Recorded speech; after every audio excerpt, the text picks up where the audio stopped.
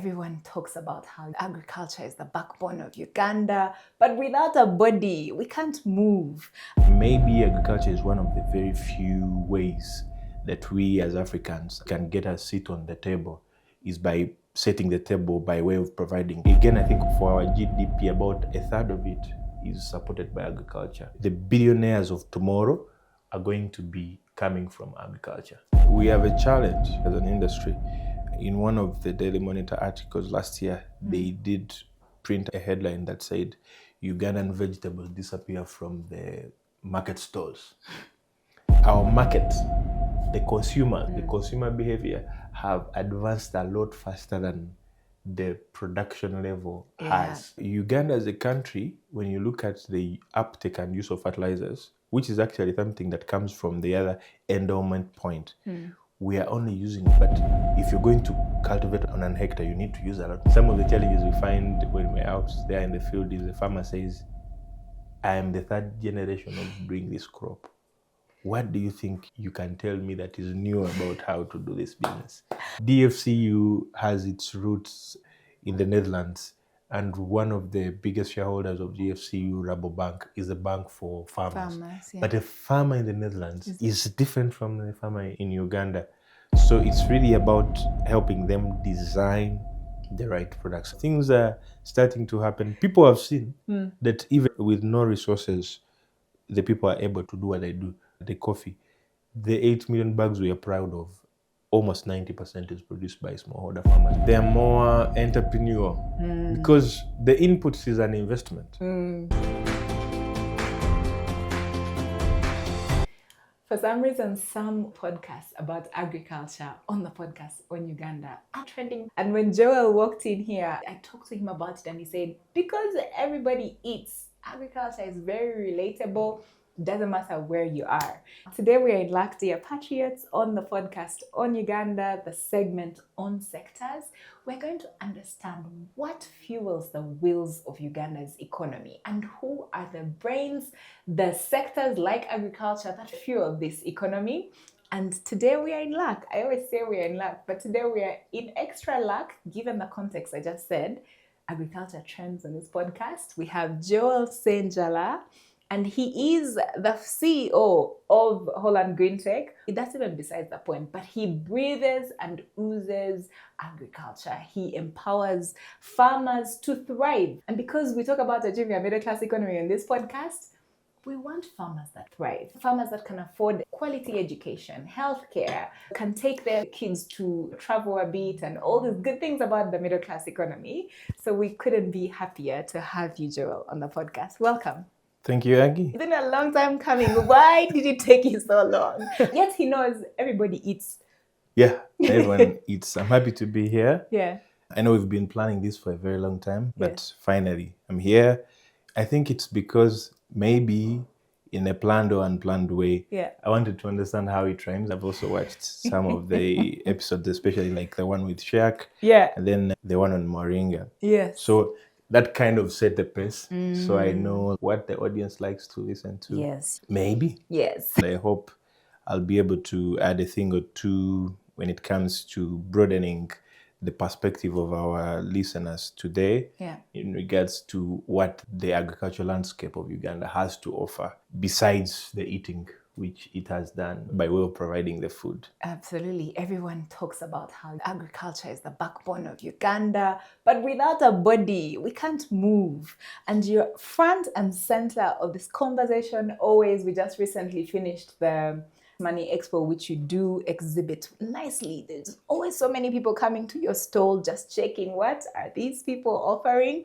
But I like your energy. I like how passionate you are, because we've had an opportunity to also work together. But I always found that you're brilliant. However, given our population, young, vibrant population, there's still a conversation about agriculture not being interesting, not being sexy enough for young people like you to join and take on the mantle to make this work for Uganda. I want you to talk to us about what you see the trends have been in the past, right? Because predominantly we use a lot of traditional methods of farming, but from where you sit, talk to us about the work you're doing and what you have noticed as of the 80s to today. How are farmers farming differently? Maybe we can start there. Well, I think when you talk about my passion, you need to trace it back to my childhood. I grew up at a farm not very far from where we are on Mitiana Road. Okay. I remember as a young man, from 9 to when I was an adult, we were doing mixed farming, but majorly dairy. I could milk as early as 9. I knew how to herd. But for me, how I landed into it is because the first cow gave us so many, because at one point we had about 18 zero grazing cows. Okay. Was given to my grandfather as a retirement package from when he retired from civil service. Okay. He was a head teacher for the longest time. So I think at a young age, I discovered quickly that maybe agriculture is one of the very few ways that we as Africans, and I say that because I'm first of all a very proud Ugandan and an African, one of the very few ways we can get a seat on the table is by setting the table by way of providing what everyone sits to eat on the table. So Yes. agriculture, I saw how it could shape one's life. If it's something that to be given to someone who is retiring, it means there's something. When you talk about the trends, it's important to establish where we are. Surprisingly, earlier today, I was reading someone's status and a quote from Churchill in 1946, if my memory serves me well. You know, it's also Churchill who said, Uganda is the pearl of Africa. In this small memoir, he said, Uganda could be the wheels that move the east and the central part of Africa. And his recommendation was a lot of emphasis should be put there. I'm not so sure, In and agriculture? neither am I old enough, and there's not A lot of emphasis to be put in agriculture? in agriculture Or in specifically, Uganda but Uganda because of its strategic position. Positioning, yeah. We'll get to that a bit later. I'm not old enough, and there's not enough literature to support the fact on whether or not his advice was taken. He was a wise man, but I don't know if we did. Fast forward, the trends. Uganda, at least statistics will show you that a very big percentage of us are engaged in agriculture. But as you did mention, majority of the Ugandans that are engaged in agriculture are doing so in a subsistence way. There's also the conversation of scale. At what scale is one doing it? Yeah. Very many people are doing it at a low scale, not in terms of the land holding, but in terms of how much technology they deploy. We've also been told that Uganda is endowed. And in one way or the other, that has cultivated why people are doing it the way they are doing it. So we've been an economy that has hugely been supported by agriculture from the pre-colonial times when we're doing cotton, tobacco, coffee came on board, to now when we are powerhouse for coffee. We are doing very well. Somehow horticulture is coming up. There are a few other areas. If you look at dairy, it's been developed quite extensively. Yeah. Why is it necessary for young people like myself to be involved in agriculture now than ever before? We have the National Development Plan 4, which is focusing on, I think, 4 sectors: agriculture, tourism, and mines. And science and technology. And science and technology, there are 4. It means we have about 44 million hectares of arable land. Right now, I'll use an example of vegetables. We're only producing just 50% of what we're able to eat. We talked about food earlier. It shows that the potential is huge. Yeah. Again, on vegetables, we're exporting about 150 million US dollars last year or the year before, based on statistics. 8 million bags of coffee worth about $2 billion in revenue. We are in the National Development Plan, we're talking about tenfold. We want to do 10 times that to go to probably 30 million bags. Yeah. The potential is there at a producer level, value addition level, but also at employment. As Holland Greentech, we've been in operation for the last 10 years. At any point in time, we're employing about 10, 15 people full-time. All those who are coming from finance, agronomists, irrigation engineers, greenhouse engineers, they're all people that are feeding off agriculture. Our salary is paid 100% by farmers.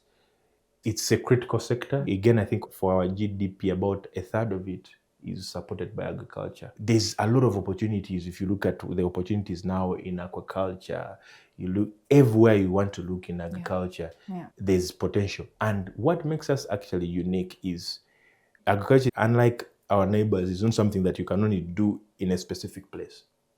You can do agriculture pretty much everywhere. Because of technologies like the ones we provide, even someone can do, profitable agriculture in a very small space by using either irrigation, hydroponics, or greenhouses. So I think the coming of technology is one thing that should make it encouraging and interesting for young people to join, because apparently we like technology.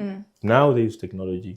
We have proven a case that there is money to make. There is money to make. I don't remember who said that the billionaires of tomorrow are going to be coming from agriculture. So if our young people would like to be billionaires, opportunity. And to be honest, agriculture does not necessarily mean that you own the whole. Like the value chain, I will give you an example. As an organization, we have 8 different products that tap 8 points of the value chain. And we only have a few that are at value addition. Beyond that, for people like you, I've seen right now there are influencers, there are people whose topics are on agriculture. It's something we just have to open our minds to and stop thinking about it from a subsistence point. Agriculture being something that one does because they're being punished. Something that can put food on people's table, not by way of harvesting in the garden and then you bring on the table, but getting you real money in the pocket. I love that you highlight these opportunities because we see them, we've heard of them, we live them. Everybody talks about how beautiful our climate is. We have 2 seasons. We have the most fertile soils. We have all these things that work in our favor. But it's a paradox that we are where we are. We are now in the first season of planting, right? What have you noticed looking through your different products you're offering the farmers? And also just empowering Ugandan farmers to be able to achieve that agricultural success you want to see, making them also entrepreneurs. What are you noticing? Just if you paint a picture from this season, and what is the feedback from the field? To take it from the paradox, we have a challenge, I think, as an industry. In one of the Daily Monitor articles last year, they did print a headline that said, Ugandan vegetables disappear from the market stores. Our market, the consumer behavior have advanced a lot faster than the production level has. So when you talk about what are some of the solutions that we have that will complement the efforts of the growers to take advantage of the opportunities, it's really addressing the inefficiencies at a production level. I'll give you an example for context. Uganda as a country, when you look at the uptake and use of fertilizers, which is actually something that comes from the other endowment point, we are only using about 3 kilograms of fertilizers per hectare. Our soils are fertile, but if you're going to cultivate on an hectare, you need to use a lot more fertilizers. Kenya uses 10 times, but even for global standards, that's very, very, very low. What's the global standard? I don't remember what the global standard is, but Kenya is also like only doing about 30%. So if they're doing, say, 30, that would mean that probably it's in the 100. So the inefficiencies, to talk about soil a bit, we have a technology that enables farmers to test their soils and then get advice in real time to understand what they can do to correct the deficiencies in their soils. Knowledge is power. Knowledge is power. Right now, any farmer anywhere who's growing maize knows that they need 1 or 2 bags of fertilizer. But it's not because they need it, but that's what they've been made to understand. What is critical to understand is that from where I sit, there are about 3 major challenges that need to be addressed by anyone that is in the place where we sit as Holland Greentech. There is very little knowledge. So access to information is really, really lacking. Access to quality inputs and then the finance. That's where our 8 different product lines are aimed at addressing.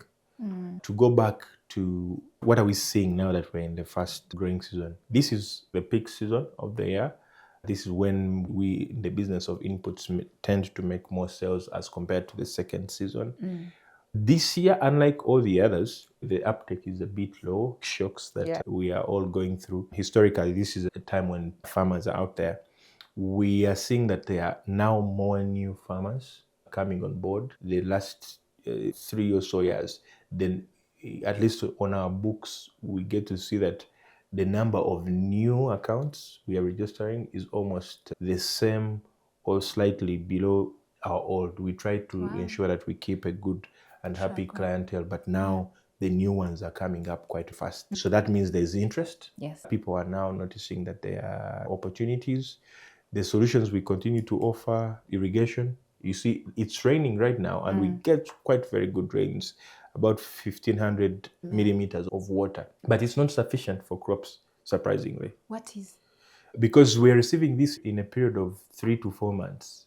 Some people are growing crops that are longer than that. Because of that, we're only able to do 2 seasons, even for crops like vegetables that have a duration of 4 months. A solution like irrigation would enable a farmer be able to get an extra season on the same piece of land. Then when it comes to greenhouses, to answer your question of what are we doing to support the trends, with greenhouses, which is now, I would say, boom, people are able to cultivate on very small pieces of land. For context, one of our kits, which is 240 square meters, which for the purpose of our listeners is half of a 50 by 100 plot, you can do in terms of produce the equivalent of what one would do if they did open field with irrigation under the very best of agronomic practices. So we are handing farmers and their enablers tools of technology that can enable them unlock the opportunities and the potentials that are around them. Yeah. Oh, we recently purchased a piece of land in Kayunga, and by the time I went to see that land, the soil was so black and loam soil. The soil, they say it's fertile. And we had our first season, which was the last one, which didn't have a lot of rainfall. But then the locals assured me, well, no, I've been to Vivala, madam, to fire. But shockingly, it wasn't as they said. And you've hinted on how the rainfall patterns are changing. The climate is truly changing. That's why you're innovating around technology. And I know you to be very tech savvy. If you want to know Joel, you have to say numbers and technology. They have to fit in a sentence somehow. So I like that you're solutioning, even in a very conservative sector. And I can imagine the farmers, they have grown to have feature phones or even smartphones. They are conservative. I think it's They're still very conservative, eh? Working with technology, advising them to take soil samples or soil tests before they actually plant. I can imagine it's a tough one. But then you also say there's interest. People are picking up interest on the opportunities that are available. Now, if it's the young patriot, but also an investor who is listening, they're hearing what amazing work you're doing with technology, advising on better inputs and better agricultural practices, also advise on finance. If there was something that needs to be done, what is the opportunity for them to pick on? We've had people on the podcast telling us the capital is within. There's money here. When we think investors, we quickly run away. But there's also an investor who is abroad. We have some investors who listen to the podcast. You also told us there's interest in younger farmers. Where's the opportunity from all these different key points you have mentioned? Yeah, well, the opportunity is everywhere, to be honest.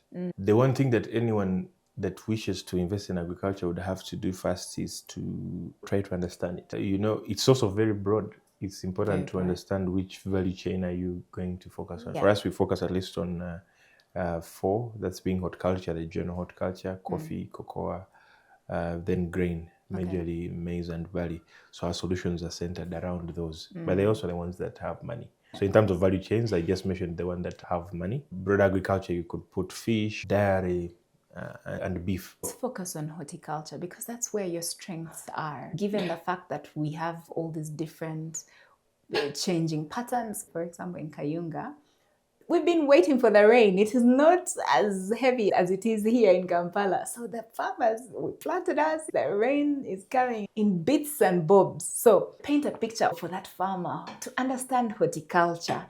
based on the challenges but also the opportunities. Yeah.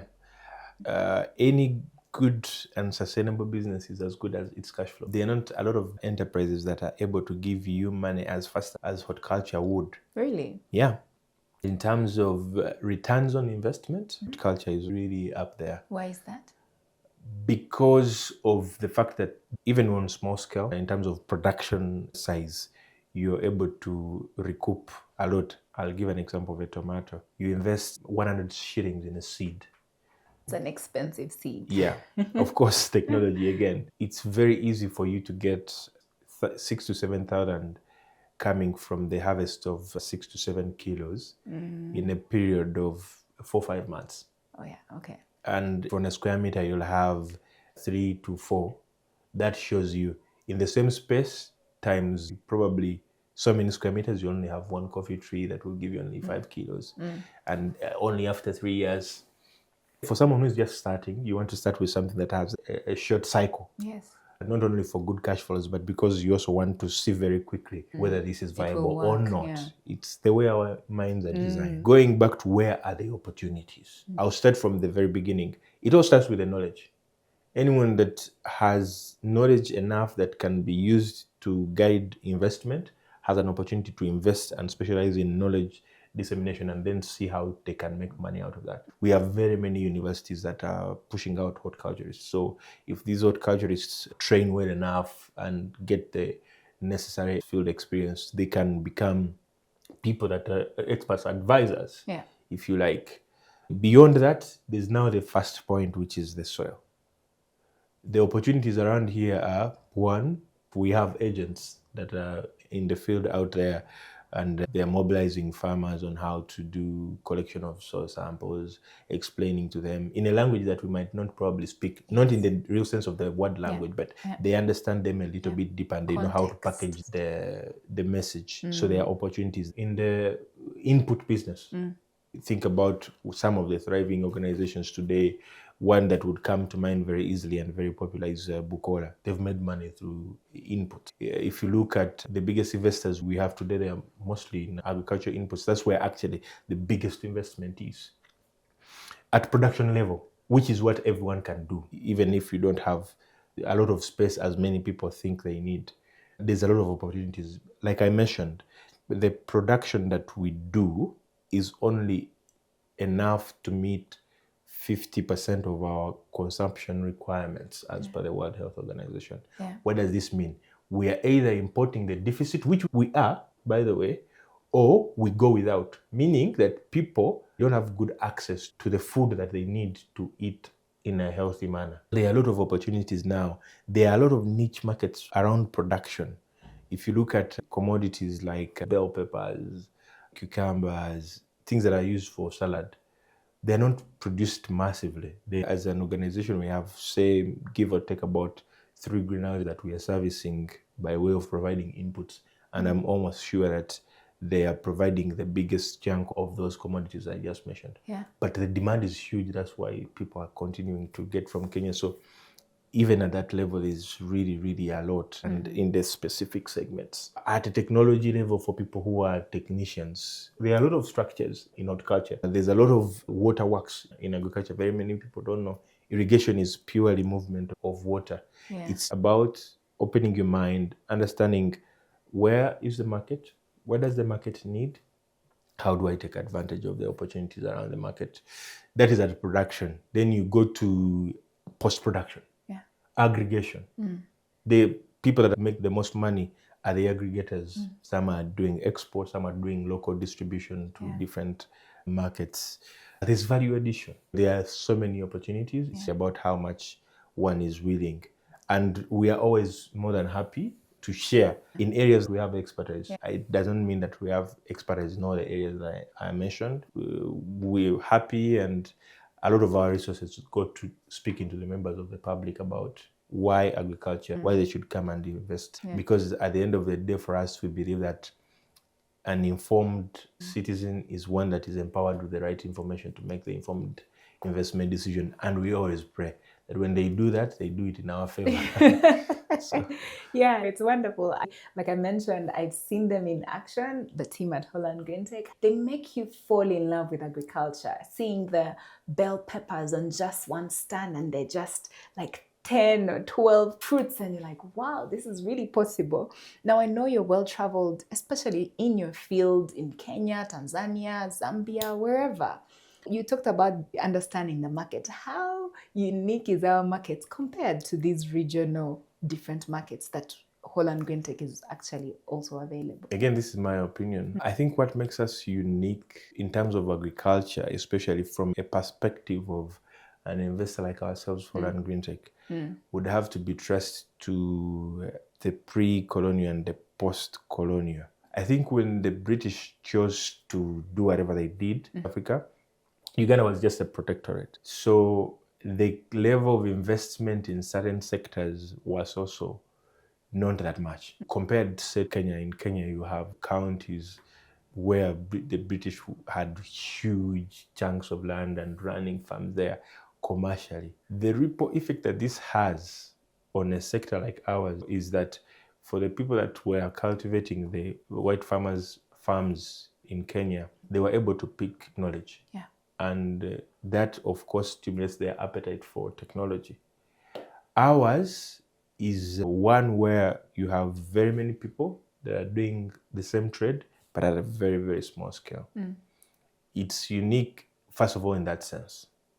It doesn't sound like a positive thing. Well, it depends on how you look at it. Because if you're looking at a market where you're going to develop and then, place yourself as someone who's going to be important for a long time, there are more opportunities in Uganda than I would think there would be in Kenya.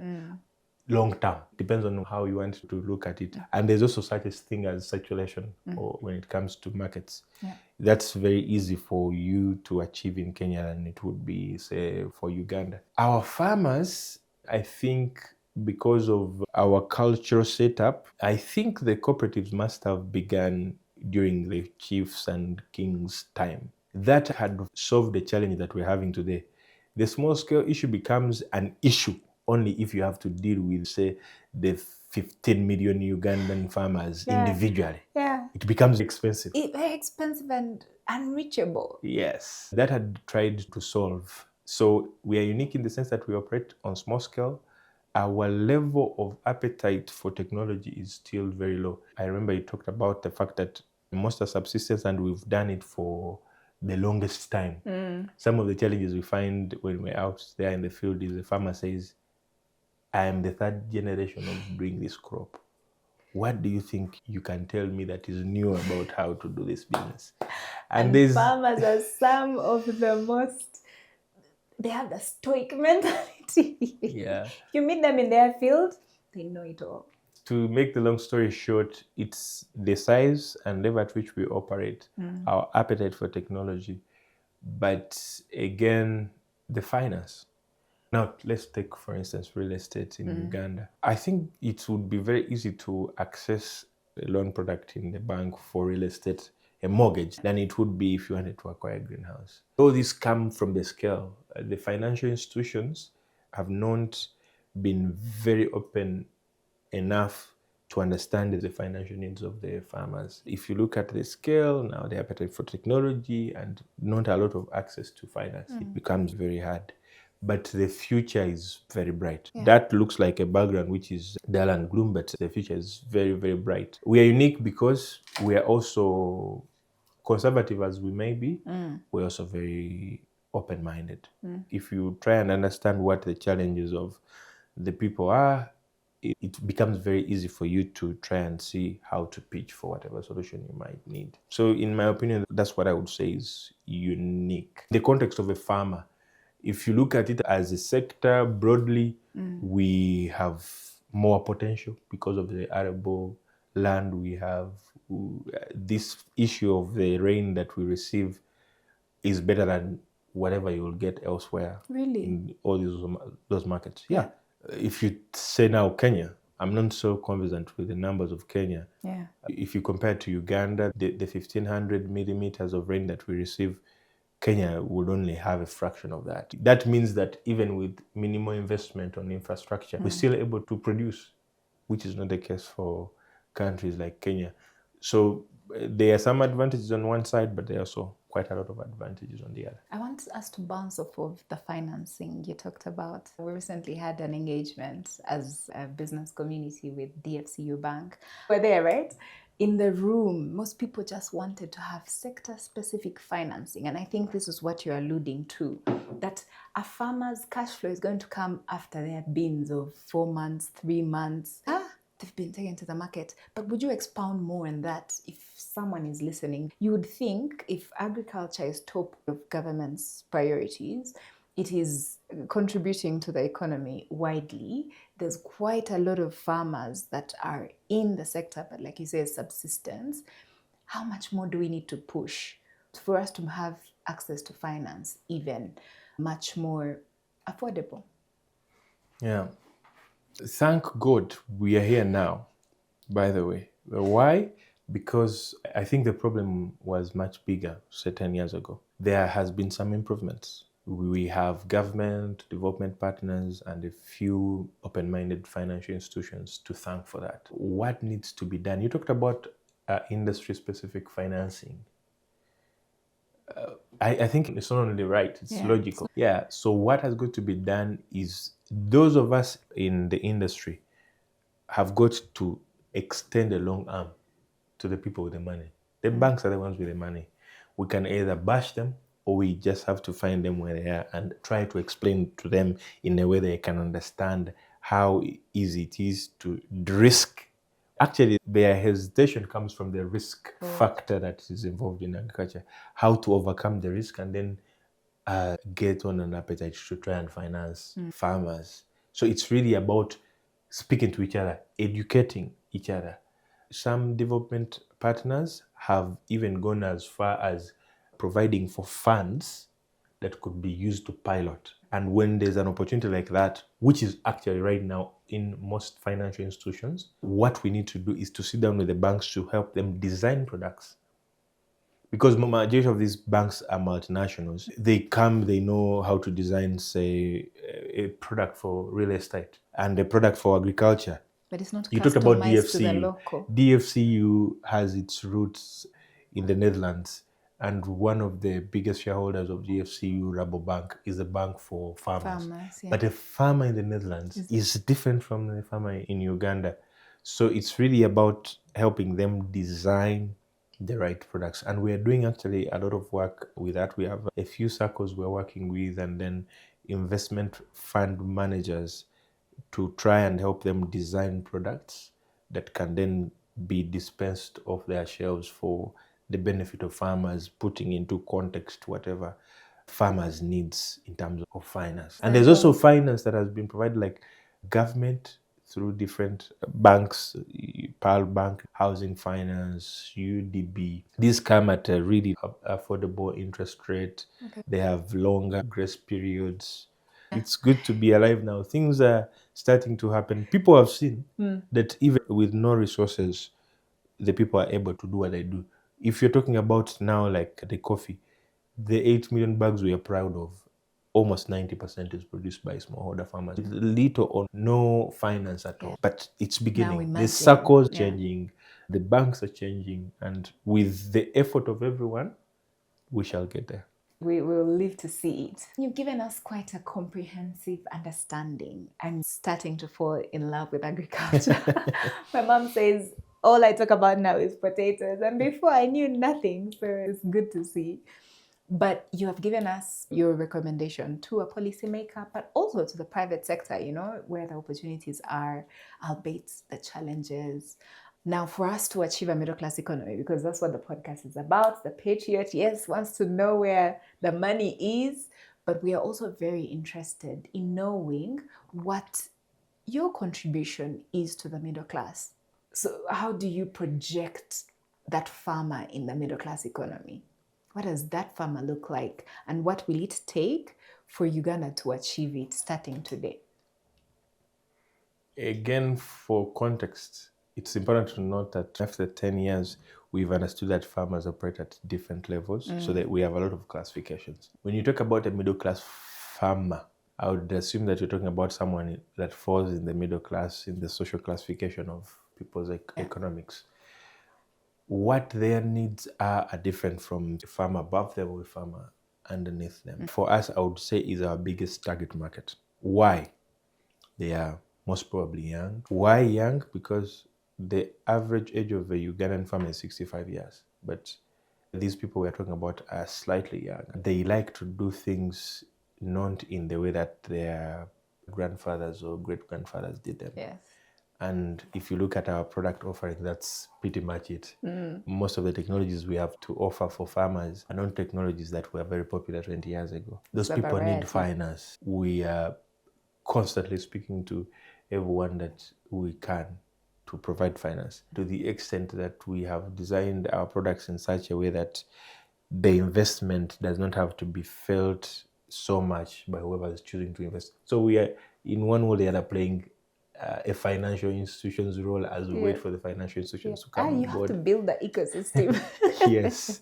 So we are offering products at sometimes even subsidized costs for some products, like now soil testing, thanks again to some of our development partners, but also at a good payment plan, factoring into a farmer's cash flow. Why is it important? This person probably has a 9 to 5. They are looking at an extra income or preparing for their early or actual retirement. You don't want to constrain them by not being very flexible. So we have become flexible to that extent. Then the lobbying, speaking to government, speaking to development organizations to try and influence, if we even have the power, to ensure that the funding, the policy frameworks that are coming to support the sector are designed in a right way that will make the environment conducive. Then the issue of the market, which is very, very critical. Trying to do as much linkages as possible. Coming to the consumer end, understand how are the consumer behaviors changing, and seeing how we can feed that information back into the loop to the people who are producing to constantly change, and then also providing them with platforms and vehicles through which they can offtake their produce. What this means in simple is that we are linking them to bulk buyers or chains of supermarkets that intend to start stocking. Growing up, my grandmother had every sort of plant or crop. I remember moringa, coffee, bananas, but it was one of such that they would just plant, they would hear a word on the village, oh, katunda, they plant. Bananas, everything, you go there and they have such a bountiful harvest, but where is it going? Nowhere. The farmer today, they want to ask you before, okay, yes, you're giving us seeds, but where is the market? So I think today's farmer is a lot more informed. Yeah, they're more entrepreneurial because the inputs is an investment. You've got to know how you're going to recoup returns and how sustainable your investment is going to be. Yes. You need to have a market at all times. So it's important to understand your market even before you know where you're going to produce. Because the land you can always find. Yes. For heaven's sake, the Israelis even proved that even without actual land, you can produce if you have a market. So yeah, we try as much as we possibly can. We cannot do everything. We're already doing so much. We provide the necessary linkages to good output markets. I think that was really nice. Thank you for those insights. We have the very last fun rapid fire. 2 questions where you give us what comes top of your mind. 3 things we are doing today that will help us reach that middle class economy, especially from a farmer's perspective. Farmers are dear and near to your heart. So it would also be nice to know the things farmers are doing today that need to stop because it won't take us anywhere. Now, are you ready? Yeah. Joel, what are those 3 things that farmers are doing today that will help us achieve that middle class economy? It could be the farmers themselves or just government, whatever is happening in that ecosystem. First, we should stay in the gardens and wherever we are in the value chain, because we need to stay there. Everything else that we wish, desire for, should find us there. Keep heart, I would say. They should stay there. Second, for the few that have taken the step to invest in information, I'd encourage them to do that. Information is key. You need to know the environment around you to understand how you can protect yourself theoretically, but you need to understand the environment within which you operate. Then lastly, by the way, when you look at in that perspective, it's the things we are doing very little that we need to continue doing. What are the 3 things we need to stop doing today because it's not going to take us anywhere? 1, relying on nature, fully unreliable. We need to stop growing something because our neighbor is growing it. We need to open our minds and know that we're doing this as a business. Thank you so much, Joel. I honestly believe there's a lot more opportunity for us to tap into within agriculture. The government is focusing on agriculture. There's a lot more opportunities today. Like Joel rightly mentioned, if you open your eyes and take a leap of faith that this will work, because the results are already being seen and felt. So if there's any one insight to take out of this conversation, I think that would be it. So thank you so much, Joel, for coming. You're very welcome. Joel has an institution to run, but he's here. He made time for us today, so thank you. It was nice being here. What would be your parting shot to the Patriot? Like someone said, the billionaires of tomorrow will be made in agriculture. If any one of us wishes to be a billionaire, now is the time to think about where is it in the agricultural value chain you're going to be placed, because the time is now. Wonderful. I love that. And Patriots, they like money.